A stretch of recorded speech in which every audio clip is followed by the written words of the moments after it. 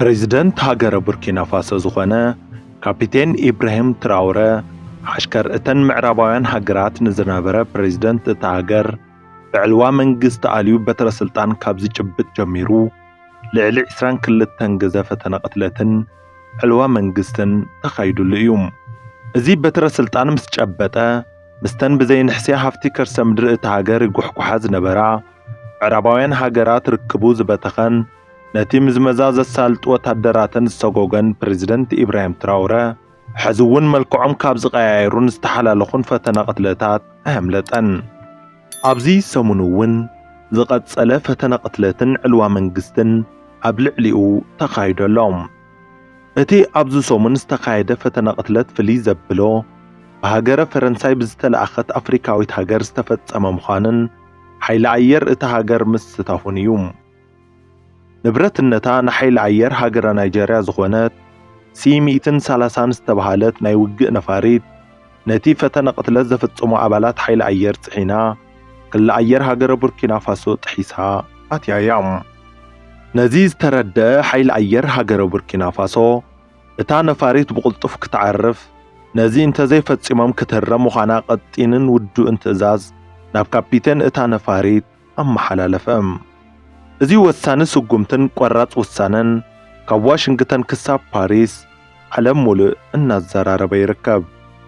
ሰላም ከመይ ትኾኑ ኣብ መላእ ዓለም እትርከቡ ክቡራትን ፍትዋትን ተኸታተልቲ እዚ ቻናል ኣብ ናይ ሎሚ መሰናድኦና ንትራውረ ዘይደቀስሉ ምዕራባውያን ሃገራት እታ ኣፍሪካዊት ሃገረ ናይጀርያ ተጠቒመን ብዛዕባ ዘካየደኦ ፈተና ቅትለትን ዕልዋ መንግስትን ፕሬዝዳንት ኢብራሂም ትራውረ ዝወሰዶ ዓለም ዘዘራርብ ዘሎ ቆራጽ ስጉምትን ዝድህስስ ዛንታ ሒዘልኩም ቀሪበ ኣለኹም። ነዚ ቻናል ሓደሽቲ ዝኾንኩም ሰብስክራይብ ክትገብሩ እንዳተላበኹ ድማ ሰናይ ምክትታል ክኾነልኩም የምናም። ሃገረ ናይጀርያ ኣብ ኣህጉረ ኣፍሪካ ዝበዝሐ ዕቑር ሃፍቲ ነዳዲ ካብ ዘለወን ሃገራት ሓንቲ እያ። ኣብ ኣፍሪካ ዝበዝሐ በዚ ህዝቢ ዘለዋ ሃገር እንትትኸውን ዝበዝሑ ቢልዮነራት ዝርከቡላ ሃገር እውን እያ። ኣብ ኣህጉረ ኣፍሪካ እቲ ዝሃፍተመ ምዃኑ ዝንገረሉ ቢልዮነር ዳንጎቴ ናይጀርያዊ እዩ። እዚ ከምዚ ኢሉ እንከሎ ግን ናይጀርያ ብስእነት ሰናይ ምምሕዳር ብናይ መራሕታ ግዕዚና ናይ ግብረ ራዕዲ መጥቃዕትታትን እትልለ ሃገር እያ። ቦኮ ሃራም እናተባህለ ዝጽዋዕ ብግብረ ራዕዲ ዝተፈረጀ እስላማዊ ጉጅለ መልዕሊኡን ዝበዝሐ ዝፍጽሞም መጥቃዕትታትን ኣብ ሃገረ ናይጀርያ ምዃኑ ዝፍለጥ እዩ። ፖለቲካዊ መራሕቲ ሃገረ ናይጀርያ እውን ካብ ታሕታትነት ንምምላጥ ክብሉ ኣብ ክንዲ ምስ ህዝቦም ምውጋን ድሌትን ባህግን ናይ ቀደም ባዕዳውያን ገዛእቶም ክፍጽሙ ላዕልን ታሕትን ክብሉ ይረኣዩ። ነዚ እውን ዝበዝሐ ቁፅሪ ህዝብን ዝለዓለ ሃፍትን ሒዛ እተተብቅዕ ቦኮ ሃራም ዝተባህለ ናይ ግብረ ራዕዲ ጉጅለ ምእላይ ፈተና ኮይኑዋ ዘሎም። እዚ ቦኮ ሃራም ዝተባህለ ናይ ግብረ ራዕዲ ዕጡቕ ጉጅለ ቅድሚ ሒደት መዓልትታት ኣብ ልዕሊ ኣመንቲ ካቶሊክ ክርስትና መጥቃዕቲ ብምፍጻም 50 ደቂ ኣንስትዮ ጨዊዩ ምውሳዱ ዝዝከር እዩ። ነዚ ስዒቡ ድማ ዝተፈላለዩ መንግስታት ዓለም ነቲ እከይ ተግባር ከውግዙን ንሓለዋን ጸጥታን እቲ ሃገር ክነቕፉን ተራእዮም እዮም። ፕሬዝዳንት ሃገረ ኣሜሪካ ዶናልድ ትራምፕ ዜጋታቱ ካብ ጠቕዓት ዘይሕሉ መንግስቲ ክብሉ መንግስቲ ናይጀርያ ክነቕፉ ተሰሚዖም እዮም። ወሲኾም እውን መንግስቲ ናይጀርያ ናይ ክርስቲያን ናይጀርያውያን መሰልን ድሕንነትን ክሕሉ ዝጸውዐ ኮይኑ መንግስቲ ናይጀርያ እዚ ምስ ዘይፍጽም ግን ሃገረ ኣሜሪካ ብዘይፈቓድ መንግስቲ ናይጀርያ ጣልቃ ኣትያ ኣብ ልዕሊ ቦኮ ሃራም ወታደራዊ መጥቃዕቲ ከም እትፍጽም ፕሬዝዳንት ዶናልድ ትራምፕ ተሓንዮም እዮም። ብርክት ዝበሉ ተንተንቲ ፖለቲካ ነዚ ናይ ዶናልድ ትራምፕ መግለጺ ላዕላውነት ናይጀርያ ዘስተነዓቐን መንግስቲ ናይጀርያ ካብ ንዜጋታቱ ንላዕሊ ንምዕራባውያን ሃገራት ዝተሓሽከረ ምዃኑ ዘረጋገጸን መግለጺ ክብሉ ገሊጾሞ እዮም። እዛ ናይ ገዛእ ዜጋታታ ሰላም ክተውሕዝ ዘይከኣለት ሃገር ግን ነተን ካብ ወፃን ብዝበዛን ሓሽከርነትን ምዕራባውያን ሃገራት ነፃ ዝወፃ ሃገራት ኣፍሪካ ብተዘዋዋሪ ክተጥቅዕ ፈተነታት ትገብራላ። ኢላማ ዝገበረተን ሃገራት ድማ እተን ኣብ ቀረባ እዋን ብሳሕል ኮንፌደሬሽን ዝተጣመራ ሃገረ ቡርኪና ፋሶ ማልን ንጀርን እየን። ነዚ ተልእኾ ተፍጽም ዘላ ድማ እታ ናይዘን ሃገራት ባዕዳዊት ገዛኢት ዝነበረት ሃገረ ፈረንሳይ እያ። እዘን ሃገራት ነታ ባዕዳዊት ገዛኢተን ዝነበረት ሃገረ ፈረንሳይ ሓዊሱ ንካልኦት ምዕራባውያን ሃገራትን በዝበዝቲ ትካላቶምን ድሕር ምስጓጎን ማዕቀብ ምፍርራሕን ጥቕዓትን ናብ ልዕልየን ክዘንብ ቀፂለሎም። ኣብዘን ሃገራት ንዝፍጸም ግብረ ራዕዳዊ መጥቃዕቲ መንግስታት እዘን ሃገራት ንመንግስቲ ናይጀርያ ብተደጋጋሚ ክኸሱ ይረአዩ እዮም።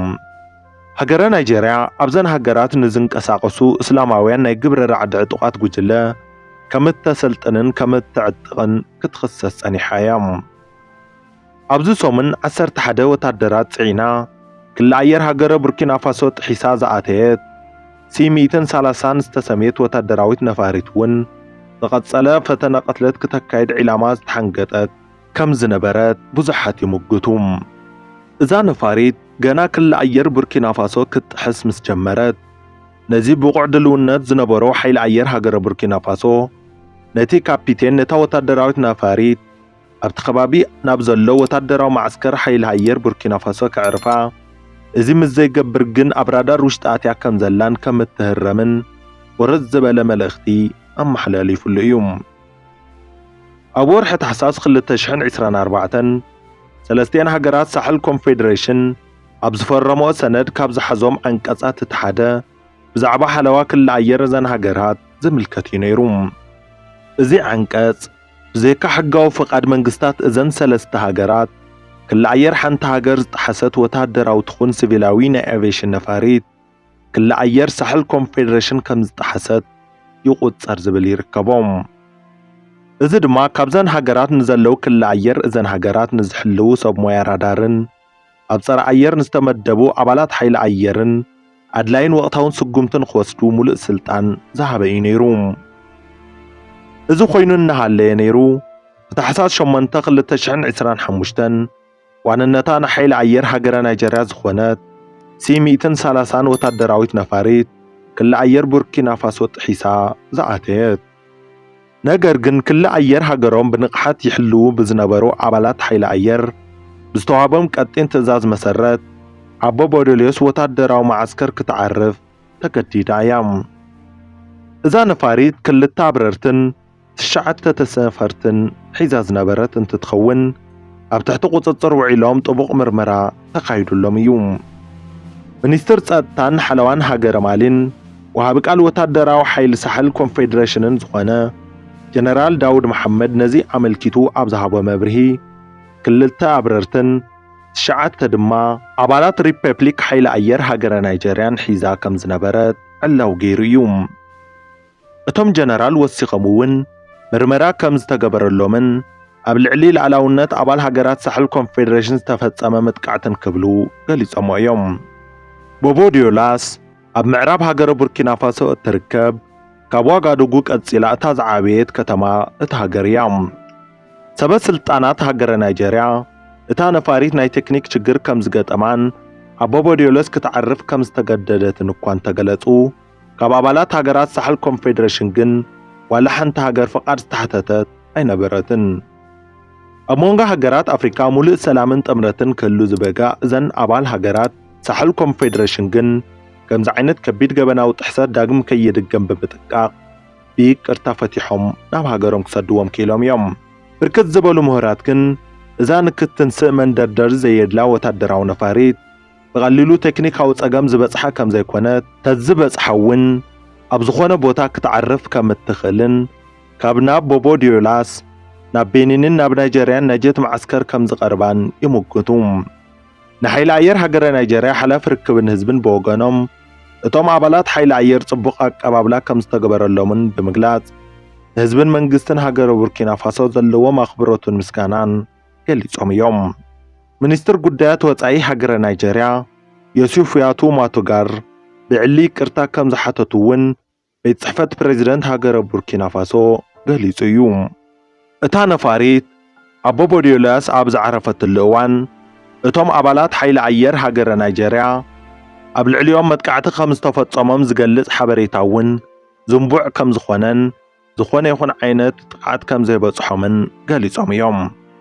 ሕራይ እምበኣር ፍትዋትን ክቡራትን ተኸታተልቲ እዚ ቻናል أبناي لومي مسانادونا حزنا لكم قريبنا زنبرنا مدب نزي مسل نيروم نمكتتالكم أزيناينا نمسجن سسناين عخم